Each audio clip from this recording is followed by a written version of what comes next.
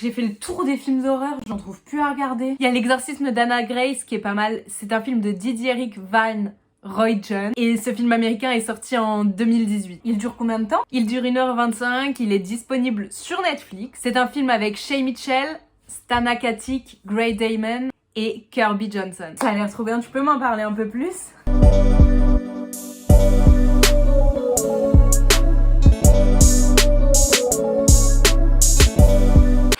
Et bienvenue dans cette nouvelle vidéo dans laquelle, comme vous avez pu le voir dans l'intro, je vais faire la critique du film L'exorcisme d'Anna Grace. Pour commencer, comme d'habitude, je vais mettre une note à ce film. Et je mets à ce film la note de 3 sur 5. C'est une note qui revient souvent, j'avoue.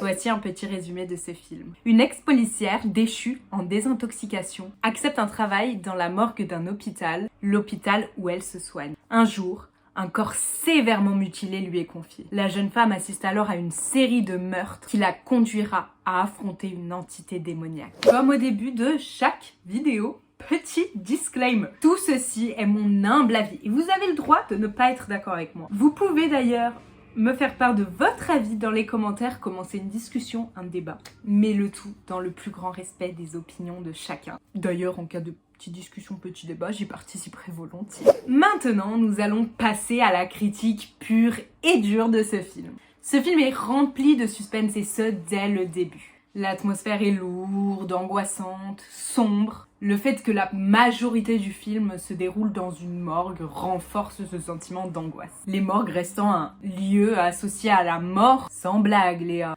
donc probablement plus sujet aux manifestations paranormales. Mais c'est également un lieu où il y a très peu de personnes vivantes, dans ce film 3, et donc personnes qui auraient pu expliquer certains bruits. Les screamers sont très bien, mais il n'y en a pas tant que ça, ce qui est une très bonne chose, car l'abus de screamer, non merci.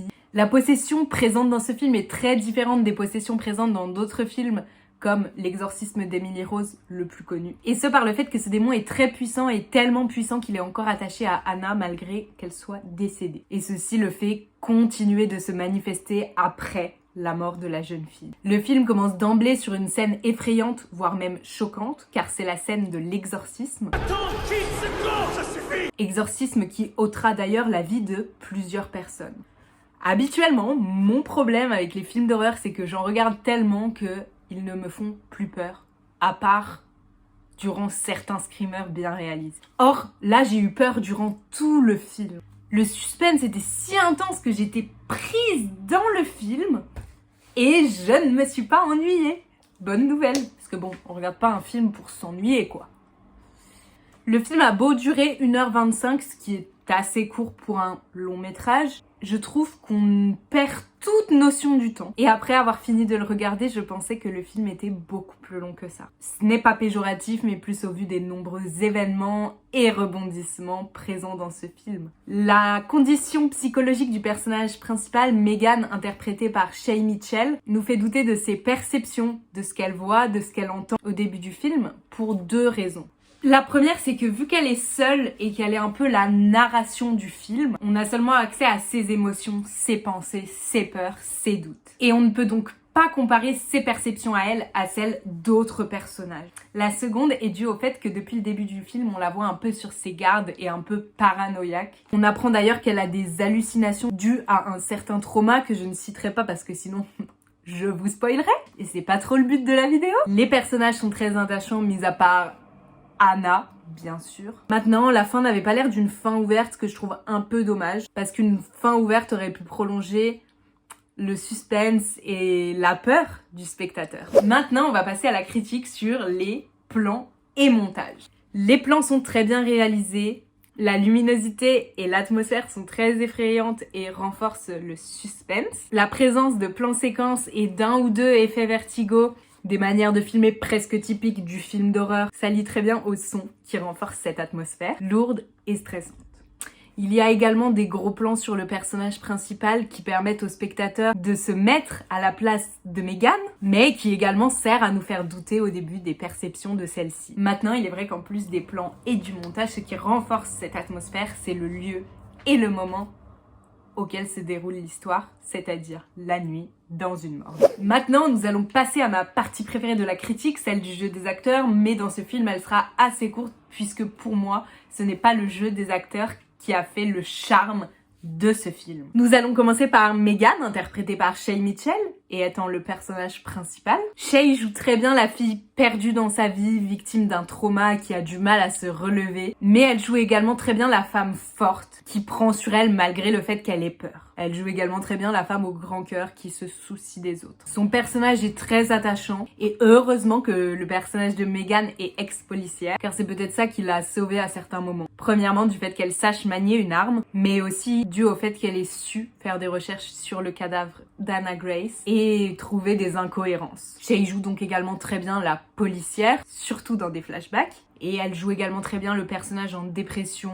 qui ne tient en presque plus rien, et qui veut se reconstruire, et c'est la raison pour laquelle d'ailleurs son personnage a pris ce job. Maintenant nous allons parler de Lisa, interprétée par Stana Katic. Stana interprète très bien la figure un peu maternelle et mature du film. C'est pas que les autres personnages ne sont pas matures, hein, mais moins. Mais également la personne intransigeante. Elle fait très bien la balance entre les différents traits de caractère de son personnage. Il joue également très bien le personnage un peu proud mom, quand il le faut bien sûr. Elle joue également très bien le grand cœur de son personnage, prête à aider les autres. Malgré le fait qu'on ne voit pas beaucoup le personnage de Lisa, ce que j'en retiens, c'est que Stana l'interprète très bien. Nous allons continuer avec Andrew, interprété par Gray Damon. Gray joue très bien l'ex inquiet mais un peu... qui est malgré tout toujours là pour son ex, Megan, en cas de besoin. Il joue très bien le policier et l'homme stoïque devant presque toutes les situations.